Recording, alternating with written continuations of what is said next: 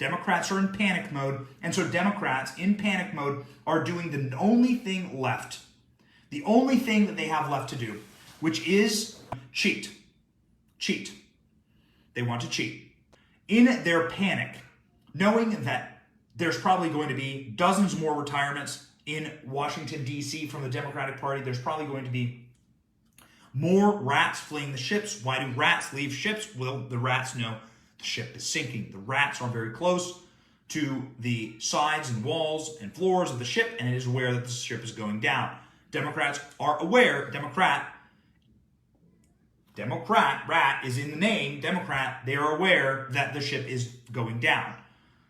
So, as a last-ditch effort, as a Hail Mary, seeing the calamity that is coming for them, seeing the destruction that is coming for them, because they are not the majority in this country, they are a teeny minority. Democrat, active, leftist progressives are like 20% of the country. We're the other 80% of the country. Us, you and I, we make up the majority in this country. Not by a little, by a lot. Seeing the coming calamity, Democrats are going to throw their Hail Marys. They are going to shred any semblance of norms and democracy in our nation. Remember Joe Biden running on norms. I will bring us back to our norms. Things will cool down in Washington, D.C. This day, Chuck Schumer released a memo, a Dear Colleague letter, they call it, saying that he is going to be attempting to get rid of the filibuster. Let's listen. Senate Majority Leader Chuck Schumer is outlining what he calls urgently needed voting rights legislation, tying the push to the January 6th anniversary and the push to end the filibuster. Schumer now writing, we must ask ourselves, if the right to vote is the cornerstone of our democracy, then how can we in good conscience allow for a situation in which the Republican Party can debate and pass voter suppression laws at the state level with only a simple majority vote, but not allow the United States Senate to do the same? Oh, well, actually, I have a really impressive thing to show you. It's called the 10th Amendment. It says here, in the Constitution of the United States of America, ratified in 1789, the powers not delegated to the United States by the Constitution, nor prohibited by the states, are reserved to the states respectively, or to the people. What does that mean? Or to the people. It means that if there is not an amendment inside of the Constitution saying that the federal government will run all local elections from dog catcher to city council to House and Senate to president, which there is not, of course, it actually says the opposite, that those rights are reserved for the state. So what Chuck Schumer is trying to do here is blatantly, grotesquely unconstitutional, as is what most of the federal government says. And the person most disappointed in Chuck Schumer would be Chuck Schumer. Listen to Chuck Schumer talk about getting rid of the filibuster. The bottom line is very simple. The ideologues in the Senate want to turn what the founding fathers called the cooling saucer of democracy into the rubber stamp of dictatorship. We will not let them.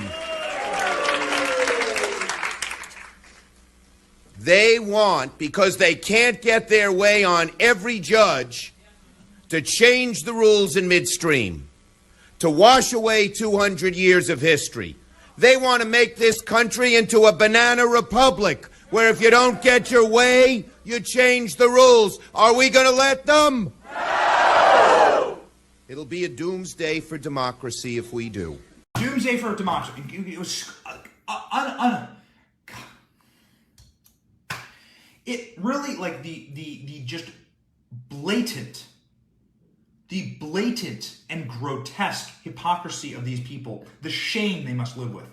The shame they must live with, to have a clip like that, and then to today, to have a clip like that from, I don't know, a couple years ago, I don't really know, 2005, all right, 2005, calling it a doomsday for democracy in 2005, Chuck Schumer did, when he was in the minority, and now talking about today, ending the filibuster so that he can federally take over elections, calling it a banana republic, saying that this is what dictators do.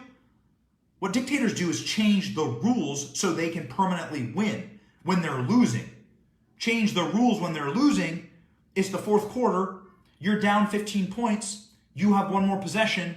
You're not going to win. So you add another quarter on and another one until you have enough points, and then you call a game. That's what actual tyrants and actual authoritarian dictators do. Watch.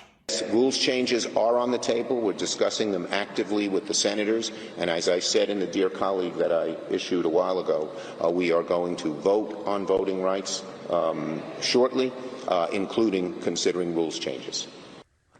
Schumer told Democrats the Senate could vote to change the filibuster by Martin Luther King Day. GOP Utah Senator Mike Lee described a potential change as a, quote, desperation move. He said a change would convert the Senate into what he described as a Lord of the Flies environment. The soulless, godless, venal, hypocritical bloodlust for power of these people. Listen to Chuck Schumer in 2017, when once again he was in the minority talking about filibuster rule changes. Now, as I've said repeatedly over the last week and a half, let us go no further down this road. I hope the Republican leader and I can, in the coming months, find a way to build a firewall around the legislative filibuster, which is the most important distinction between the Senate and the House. Without the 60-vote threshold for legislation, the Senate becomes a majoritarian institution like the House, much more subject to the winds of short-term electoral change. No senator would like to see this happen, so let's find a way to further protect the 60-vote rule for legislation. Our founders were geniuses. The people running our country right now are morons. Morons. Who disgrace our proud history in this nation.